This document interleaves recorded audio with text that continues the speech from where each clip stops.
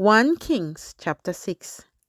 And it came to pass in the 480th year, after the children of Israel had come out of the land of Egypt, in the 4th year of Solomon's reign over Israel, in the month of Ziph, which is the 2nd month, that he began to build the house of the Lord. Now the house which King Solomon built for the Lord, its length was 60 cubits, its width 20, and its height 30 cubits. The vestibule in front of the sanctuary of the house was 20 cubits long across the width of the house, and the width of the vestibule extended 10 cubits from the front of the house. And he made for the house windows with beveled frames.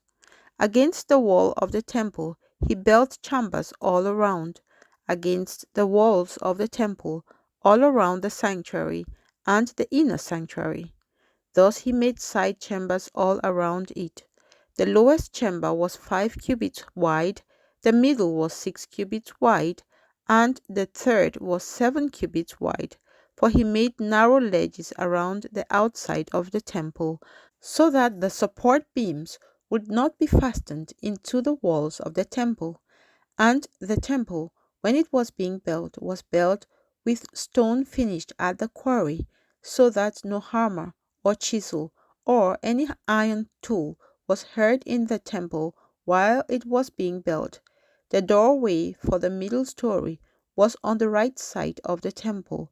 They went up by stairs to the middle story, and from the middle to the third.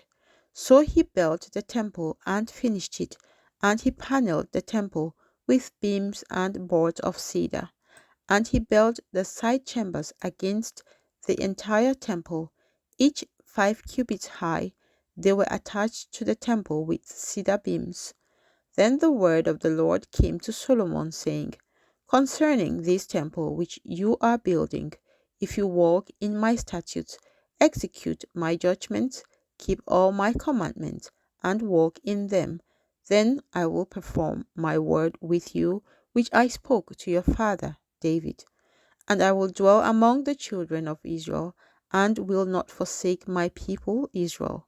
So Solomon built the temple and finished it. And he built the inside walls of the temple with cedar boards. From the floor of the temple to the ceiling he paneled the inside with wood, and he covered the floor of the temple with planks of cypress. Then he built the 20-cubit room at the rear of the temple, from floor to ceiling, with cedar boards. He built it inside as the inner sanctuary, as the most holy place. And in front of it the temple sanctuary was 40 cubits long. The inside of the temple was cedar carved with ornamental boards and open flowers. All was cedar, there was no stone to be seen. And he prepared the inner sanctuary inside the temple to set the ark of the covenant of the Lord there. The inner sanctuary was 20 cubits long, 20 cubits wide, and 20 cubits high. He overlaid it with pure gold, and overlaid the altar of cedar. So Solomon overlaid the inside of the temple with pure gold. He stretched gold chains across the front of the inner sanctuary and overlaid it with gold.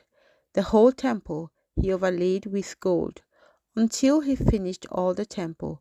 Also he overlaid with gold the entire altar that was by the inner sanctuary. Inside the inner sanctuary he made 2 cherubim of olive wood, each 10 cubits high. One wing of the cherub was 5 cubits, and the other wing of the cherub 5 cubits, 10 cubits from the tip of one wing to the tip of the other. And the other cherub was 10 cubits. Both cherubim were of the same size and shape. The height of one cherub was 10 cubits, and so was the other cherub. Then he set the cherubim inside the inner room, and they stretched out the wings of the cherubim, so that the wing of the one touched one wall, and the wing of the other cherub touched the other wall, and their wings touched each other in the middle of the room. Also he overlaid the cherubim with gold. Then he carved all the walls of the temple all around, with the inner and outer sanctuaries, with carved figures of cherubim, palm trees, and open flowers. And the floor of the temple he overlaid with gold, both the inner and outer sanctuaries. For the entrance of the inner sanctuary he made doors of olive wood. The lintel and doorpost were 1/5 of the wall. The two doors were of olive wood, and he carved on them figures of cherubim, palm trees, and open flowers, and overlaid them with gold.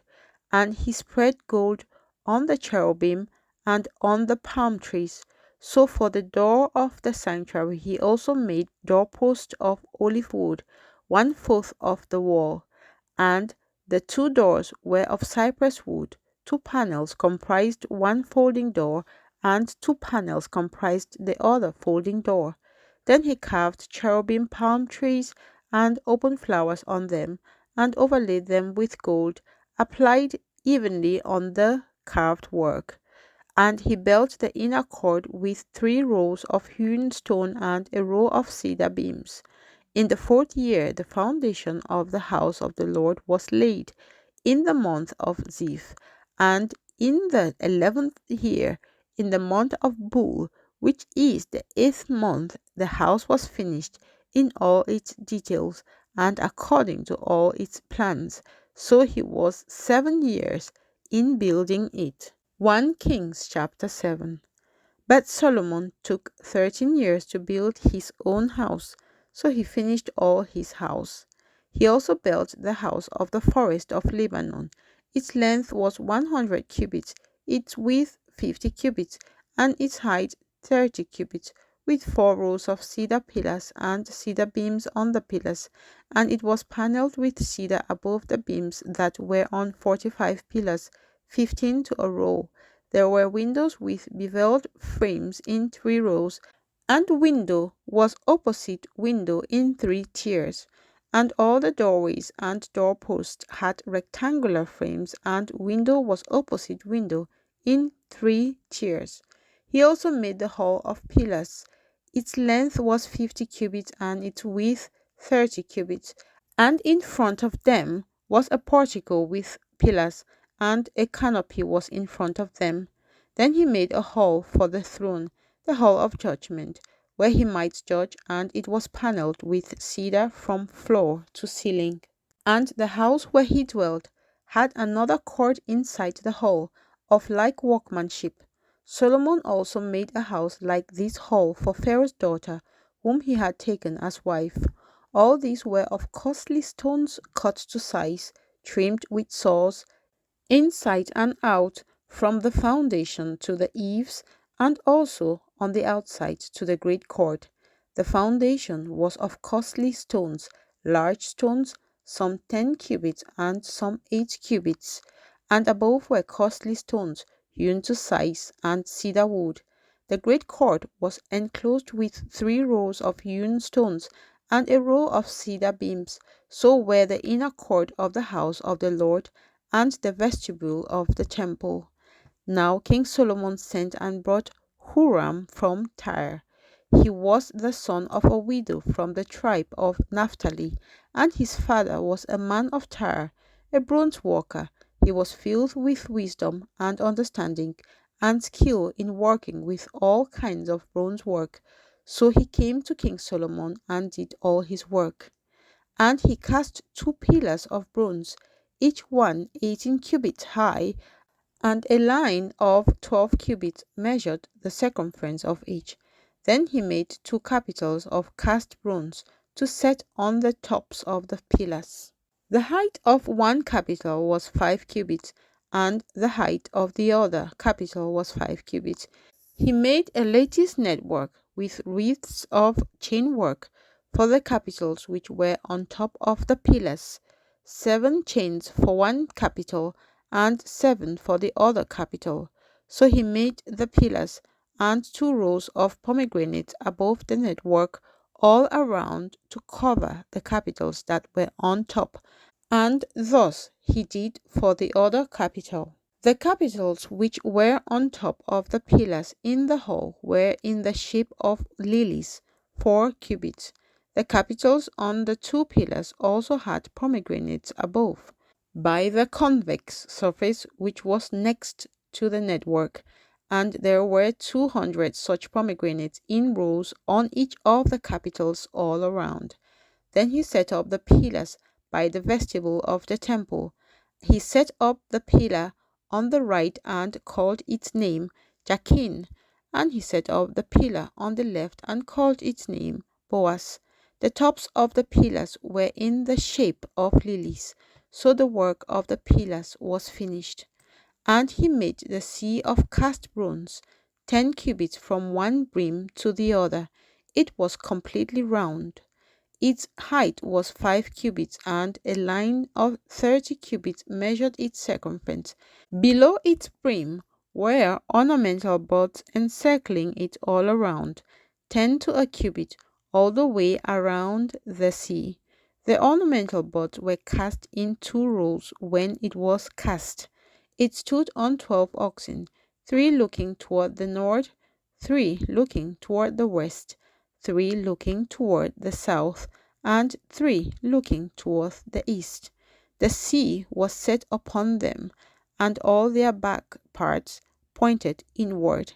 It was a handbreadth thick, and its brim was shaped like the brim of a cup, like a lily blossom. It contained 2,000 baths. He also made 10 carts of bronze. 4 cubits was the length of each cart, 4 cubits its width, and 3 cubits its height. And this was the design of the cart. They had panels, and the panels were between frames. On the panels that were between the frames were lions, oxen, and cherubim, and on the frames was a pedestal on top. Below the lions and oxen were wreaths of plated work. Every cart had 4 bronze wheels and axles of bronze, and its 4 feet had supports.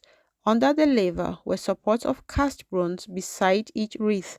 Its opening inside the crown at the top was 1 cubit in diameter, and the opening was round, shaped like a pedestal, 1.5 cubits in outside diameter, and also on the opening were engravings, but the panels were square, not round. Under the panels were the 4 wheels, and the axles of the wheels were joined to the cart. The height of a wheel was 1.5 cubits. The workmanship of the wheels was like the workmanship of a chariot wheel. Their axle pins, their rims, their spokes, and their hubs were all of cast bronze, and there were 4 supports at the 4 corners of each cart. Its supports were part of the cart itself.